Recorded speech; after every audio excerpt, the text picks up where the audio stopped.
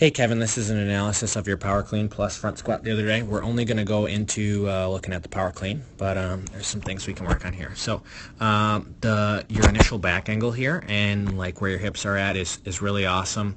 I really like that your sternum is a little bit in front of the bar. That's really awesome. That's always the goal. Quick things we can work on here is getting your eyes up, so picking something on the wall across from you, staring at it, trying to maintain eye contact with that throughout the entirety of the lift. And that's it that we can see right now.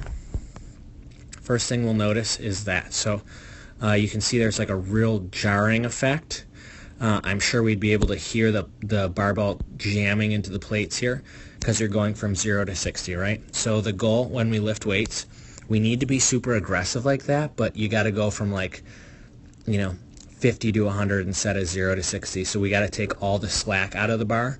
Like this is where you should start, right? I mean, your hips are kind of high, but you got to have all the slack out of your arms before you initiate the pull with your legs. Okay, so done with that. Next thing we're going to look at when you start pulling off the ground is your butt shoots up immediately, right? So we got some stripper booty going on here. We have a pretty significant change in the angle of your back. It doesn't look super significant with the lines, but it definitely is. At this point in time, your legs are pretty darn close to straight. There's not much further they can go to assist you in this lift, which means all of the load is your back, and your arms are now responsible for completing this lift for you, which is not our goal, right?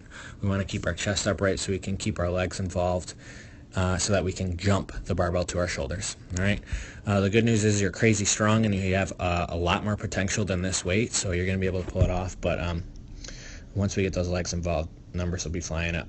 So start pulling really, really early with your arms. The goal is to not have pulled with your arms until really about here, right? Once you reach full extension in your ankles, knees, and hips, that's when we start pulling with our arms. So this is a great position, right? This looks super good right here. The thing we don't want to see, right, is your hips. Right now, your butt is there. You're going to throw them through horizontally, right? We never want this ever. We want to jump the bar up vertically. We never want to hump the barbell horizontally, okay? Causes lots of issues like a rainbow bar path, which you don't actually exhibit here, which is pretty cool. But this right here, this sort of setup, oops, I don't need circles. This setup right here, although it is incredibly impressive that you pull off this lift, is not going to carry over well into bigger weights, right? This will not allow you to continue to clean bigger weights like 225, 255, 275, and so on, which are weights you'll definitely be capable of in life. So we got to get rid of that. The goal is once you get to this point is to start pulling under with your arms and shoot your butt back like you're about to do a front squat, because that's exactly what you're about to do, right? That's why we front squat so much.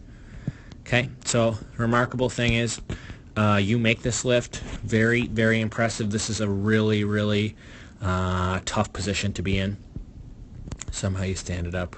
Again, total excess amount of strength here, right?